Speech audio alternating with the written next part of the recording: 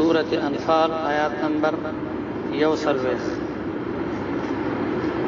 اعوذ بالله من الشیطان الرجیم بسم الله الرحمن الرحیم واعلموا انما غنمتم من شيء فأن لله خمسه وللرسول ولذي القربى واليتامى والمساكين وابن السبيل صدق الله العظيم. مخکې آیاتونو کې حکم د قتال ذکر شو او دې آیات کریمه کې حکم د هغه مال ذکر کیږي چې کوم حاصل شي په قتال او په جهاد سره، چې هغه ته مال غنیمت ویل کېږي. د سورۃ انفال په شروع کې مونږه یو څه تفصیل ویلو چې د کافرانو نه کم مال حاصل شي په زور او غلبه او په جهاد سره،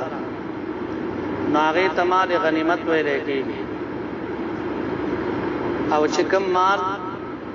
د دوی نه حاصل شي بغیر د جنگ نه، نو هغه ته مال فی ویل کېږي. مثلا خراج د دوی نه واخیستی شي د دوی د ځمکې نه، او یا جزیه د دوی نه اخیستل کېږي، نو هغه ته مال فی وایي. د هغې مستحقین څوک دي او د هغې احکامات هغه په سورۃ حشر کې ذکر شوی دی 28 پاره کې. او چې کم مال د کافرانو نه په جهاد او قتال سره حاصل شي، نو هغه ته غنیمت ویل کېږي. د هغې احکامات په دې آیات کریمه کې ذکر شوی دی. الله فرمایي واعلموا پویا شئ تاسو انما غنمتم، اغا غنمتم چې حاصل کړئ تاسو په جنگ سره د کافرانو نه من شیء هر شی چې وي.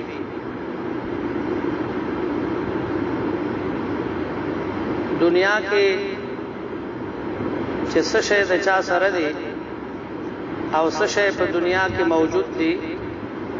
د دې حقيقي مالک الله رب العالمین دی. او انسان چې د دې مالک ګرځي نو هغه په یو طریقه باندې وي.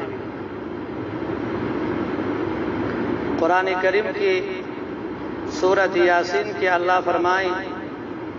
اولم يروا انا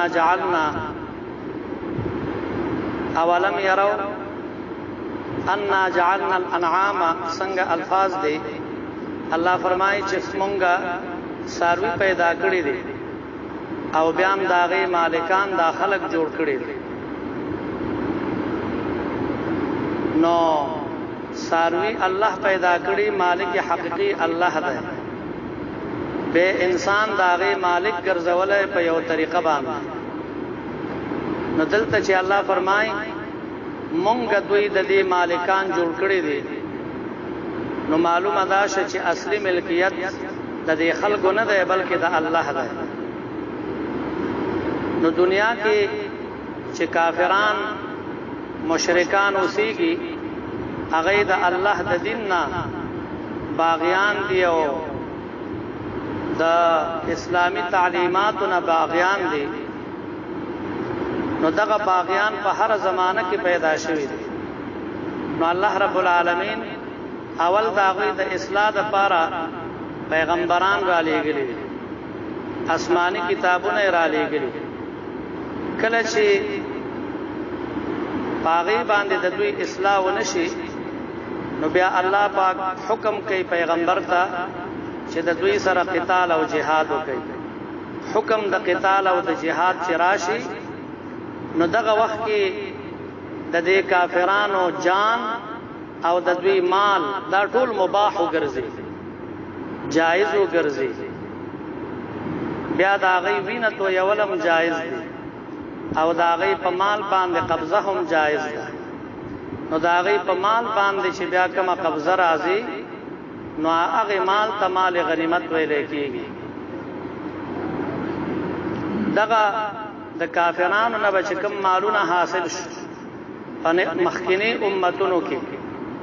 نو هغه د هغې دپاره حلال نه و، بلکې هغه به په یو اوچت ځای باندې کېښوده او د بره نه به اور راغی نو چې وبه یې سوځو دا د دې نښه وه چې د دوی دا جهاد د الله په دربار کې قبول شوی او که وبه یې نه سوځو نو هغه به دا به د دې نښه وه چې دا جهاد د الله په دربار کې قبول نه دی. نو مال غنیمت مخکینی امتونو ته حلال نه و. زمونږ د پیغمبر علیه السلام یو څو خصوصیات دي چې الله پاک ورکړي دي د مخکینو پیغمبرانو. یو خصوصیت پکې دا دی چې نبی علیہ الصلوۃ والسلام او فرمایل احلت لی الغنائم، مونږ ته مال غنیمت دا حلال وګرځیدل او بیا دا سه حلال چې داغه په پاکیزګۍ کې داغه په حلت کې هیڅ شک او شبهه نشته. الله رب العالمین مال غنیمت ته طیب او حلال مال ویلې ده. دنیا کې چې پس زرایو باندې سړی پیسې پیدا کوي، مال پیدا کوي، نو خامخا به پاغه کې حرام طریقې میں استعمال شوی، ناجائز طریقې به استعمال شوی، مکروه طریقې به استعمال شوی. اگر که تا به حرام نه کړي خدغه پیسې چې تا تراغلي د بل چا نه راغلي هغه ته چې ورغلي د بل چا د لاس نه هغه ته چې ورغلي د بل چا د لاس نو داسې د یو انسان نه بل ته نقل کیږي. نو خامخا په دې لارو کې چې راځي نو حرام طریقې پکې استعمالېږي، ناجائز طریقې پکې استعمالېږي، مکروه طریقې پکې استعمالېږي. لیکن مال غنیمت یو داسې شی ده چې په دې کې د انسان واسطې نه استعمالېږي. ځکه د جهاد په موقع باندې د کافر مال دا مباح او حلال وګرځېده. کله چې جهاد وشو مال غنیمت حاصل شو نو دا د الله په ملکیت کې داخل شو او بیا چې چاته رسیږي کوم مجاهدینو باندې تقسیمیږي کوم مستحقینو ته نو هغه د الله د ملک نه دوی ته ملاويږي. داغه په حلت کې داغه په پاکیزګۍ کې هیڅ شک او شبهه نشته. دا سه مثال دی لکه یو کس د کوهی نه وبره وباسي نو دغه کوهی کې الله وب پیدا کړی دی د چا د انسان د واسطې دخل پاغي کې نشته ده نو دغه وب بلا شک او شبهه حلال دی. دغه شان پزمکه کې چې کومه قدرتی غیا پیدا شي نو دا د الله رب العالمین په قدرت سره پیدا کیږي او پدې کې ناجائز او حرام ذرائع نه دي استعمال شوی.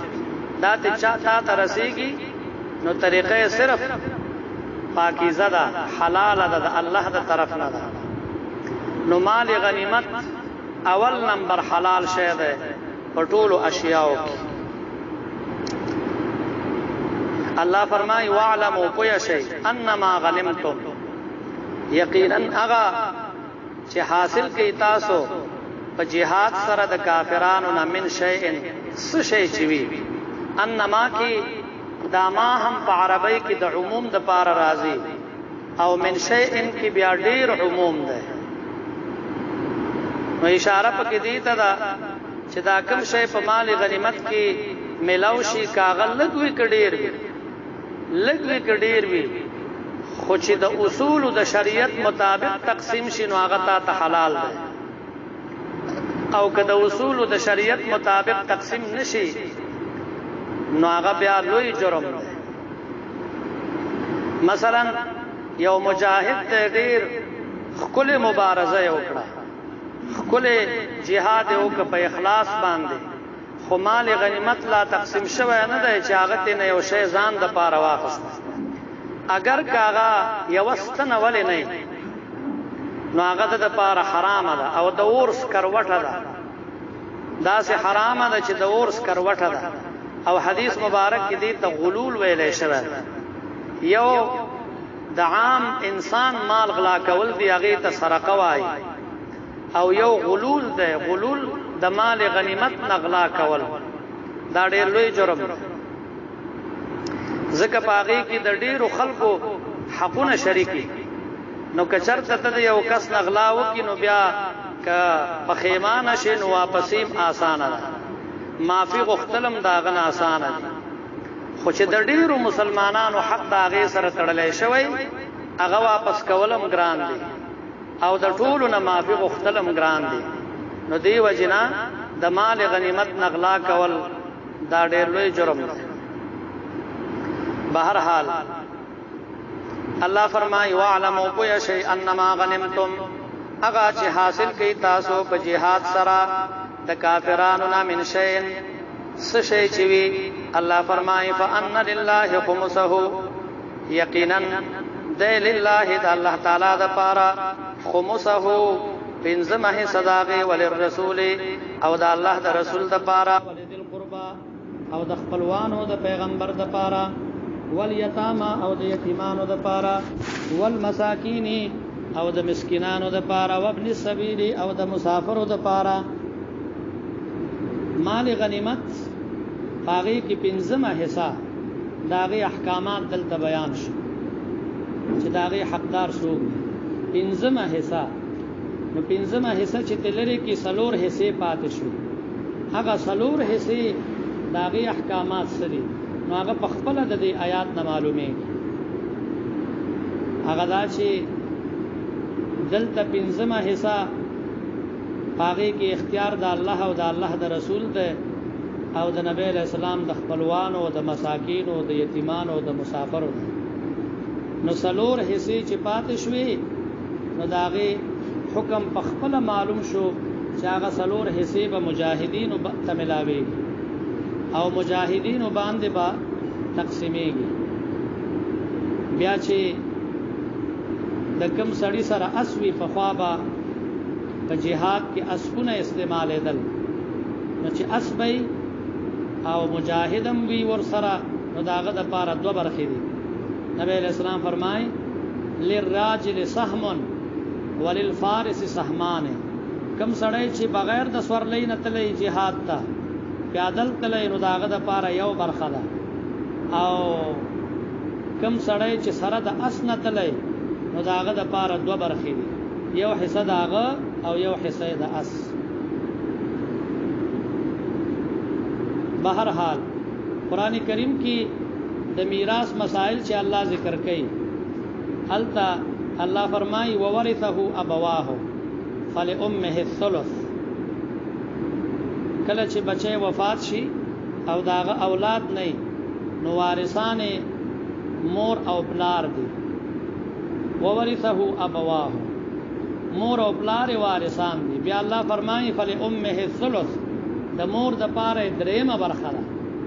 اوس د پلار برخه سمره ده هغه دلته الله نه د ذکر کړي د مور برخه ذکر کړه ځکه د پلار برخه په خپل معلومه شو چې یو کس وفات شي او داغه نور وارثان نه صرف مور او پلاری نو الله فرمایي فلامه الثلث د مور د پاره دریمه برخه ده نو خود به خود معلومه شو چې باقی کم پاتې شي دوه برخه هغه د پلار نو دلته هم الله رب العالمین بنزما برخه په مال غنیمت کې داغه مستحقین دلته ذکر کړل نو خود به خود معلومه شو چې سلور برخه هغه به مجاهدین باندې تقسیمېږي او بیا دلته د الله ذکر شوی فان لله د الله د پاره به ذکر د الله د تبرک د پاره او یا ذکر د الله د ملکیت مطلقه د پاره ده یعنی حقیقی مالک د دې مال غنیمت الله ده او الله حقیقی مالک ده معنا دا ده چې دغه مال غنیمت با د الله د حکم مطابق تقسیمېږي چې د الله ذکر د تبرک د پاره ده نو لہذا پنځه پاتې شو پیغمبر خپلوان د پیغمبر یتیمان مساکین او ابن السبیل بیا که تاسو خیال وکړئ د للرسول ولذل قربا دا لام سره ذکر کړی دی للرسول لذل قربا او دا نور بیا بغیر د لام نه ذکر شوی لام په عربی کې د تخصیص لپاره راځي نو اشاره پکې دی ته دا چې په خصوصیت سره په دې کې برخه حاصله د پیغمبر ته او د پیغمبر خپلوانو ته ځکه چې پیغمبر علیه السلام د پاره او د پیغمبر چې کوم خپلوانو بنو هاشم او بنو عبد المطلب هغه د پاره زکات او صدقه حلال نه وي نبی علیہ السلام فرمایي دا اوساخ او اموال الناس دي دا د خلکو د مالونو خیری دي نو د پیغمبر او د پیغمبر د اولاد د پاره دا جایز نه دي نو د دوی د پاره په مال غنیمت کې حصہ مقرر شو هم د پیغمبر د پاره او هم د پیغمبر علیہ السلام د خپلوانو د پاره او دلته خو پنځه اصناف ذکر شوی دي ولیکن دې کې پیغمبر ته اختیار ده امام طحاوی رحمت الله علیه فرمایي پیغمبر علیہ السلام ته اختیار ده چې هغه په دوی باندې په څه طریقه باندې تقسیمای ځکه دلته کتا سو ګورئ نو ذوی القربا ذکر شوی خپلوان د پیغمبر مساکین ذکر شوی یتیمان ذکر شوی ابن السبیل ذکر شوی داسم کې دی شي چې یو کس د پیغمبر خپلوانم وي او یتیم دی هم وي مسکین دی هم وي او مسافر دی هم وي زما په خبرو پوهیږئ دغه شان یو کس هغه یتیم دی نو هغه داسم کې دی چې یتیمم وي د پیغمبر خپلوانم وي مسکینم وي او مسافرم وي دغه شان مسکین کیم دا جوړې دی نو کچرته د هر یو د پاره مستقل برخه شي نو بیا خو یو کس څلور برخه وړي شي یو کس د پیغمبر خپلوان دی په دې طریقه به یو برخه وړي چې یتیم وي نو بل برخه به د یتامت د وجه نه وړي چې مسکین وي بل برخه به د مسکینۍ د وجه نه وړي چې مسافر وي بل برخه به د مسافرۍ د وجه نه وړي نو د دې وجه نه دلته دا مطلب نه دی چې دا پنځه برخه به په دوی باندې برابر به تقسیمي نه پیغمبر علیه السلام ته اختیار دی په دې کې چې څنګه پیغمبر تقسیمای پیغمبر علیه السلام چې کم کس ورته مستحق ښکاری هغه ته پیغمبر علیه السلام زیاته برخه ورکړې ده په خپل زمانه کې یو ورځ د خمس په مال څو غلامان راغلیو فاطمه رضی الله عنها چې د نبی علیہ السلام لور ده وی فرمایل نبی علیہ السلام ته یا رسول الله زما د کور کارونه ډیر خدمتونه ډیر دي سو خادم نشته ده چې هغه د کور د بهر خدمت وکړي مونږ نو که تاسو خوښئ ما ته یو غلام راکړئ چې هغه زمونږ د کور خدمت کوي نبی علیہ السلام ورته فرمایل نه اصحاب صفا چې کوم طالبان صحابه دي په مسجد نبوي کې ما تاغوی ډیر حقدار ښکاری تا نو زه به دا غي تور کوم ستا برخه په دې کې نه بهرحال فرمای فان لله خمسه یقینا فان لله یقینا دا هغه لله دا الله تعالی د پاره خمسه بنزمه صداغه وللرسول او د پیغمبر د پاره ولذل قربا او د خپلوانو د پیغمبر د پاره والیتاما والمساکین او یتیمانان او مسکینان وابن السبیل او مسافر ذوی القربا د پیغمبر خپلوانه ټول نه مخکې ذکر کړی دي ځکه په دوی باندې صدقه او زکات حرامو نو مال غنیمت نه دوی د پاره برخه مقرر شوی و او یتیمان او مساکین او مسافر هغه د پاره خو چې په ذوی القربا کې داخل نه نو هغه د پاره صدقه او زکاتونه هم حلال دي الله فرمای ان کنتم کای تاسو آمنتم بالله ایمان امراوړی په الله تعالی باندې وما او هغه امداد د الله تعالی انزلنا الله فرمای چې مونږه نازل ک علی عبدنا په بند خپل باندې یوم الفرقان هغه ورځ د فیصله مراد دینا یوم بدر ده جنگ بدر چې په کوم ورځ باندې شوه نو هغه ته یوم الفرقان وای د فیصله ورځ ځکه د کفر او د اسلام فیصله په دې ورځ باندې وشي د حق او د باطل ښکارا جدایي راغله په دې ورځ باندې چې الله پاک کافرانو ته عظیم شکست ورکړ او مسلمانانو ته لوی کامیابی حاصل شو یوم التقى الجمعان هغه ورځ باندې چې مخامخ شوې دوه ډلې یو ډله د مشرکانو او یو د مؤمنانو والله على كل شيء قدير الله تعالی په هر یو شی باندې قدرت والا دی نو لہذا دغه مال غنیمت چې تاسو حاصل ک نو دا د الله امداد در سره نو د دې وجه مال غنیمت کې اختلاف کول پکار نه دی بیا ګوري دوباره الله فرمایي واعلموا کوی شی انما غنمتم یقینا اغا چې حاصل کړی تاسو د کافرانو نه په جهاد سره من شین څه شی چې وی فان لله الله فرمایي یقینا اغا لله خاص الله د پاره د خمسه پنځما حصہ داغه وللرسول او د الله د رسول د پاره ولذل قربا او د خپلوانو د پیغمبر د پاره ولیتاما او د یتیمانانو د پاره والمساکین او د مسکینانو د پاره او ابن السبیل او د مسافرو د پاره ان کنتم آمنتم الله فرمای کچری تاسو ایمان لرون کی بالله په الله تعالی باندې وما او په هغه مدد انزلنا علی عبدنا چې نازل کومګه په خپل بنده باندې یوم الفرقان هغه ورځ د فیصله یوم التقى الجمعان هغه ورځ باندې چې مخامخ شوي دوه ډلې والله على كل شيء قدير الله تعالی په هر یو شی باندې قدرت والا دی واخر دعوانا الحمدلله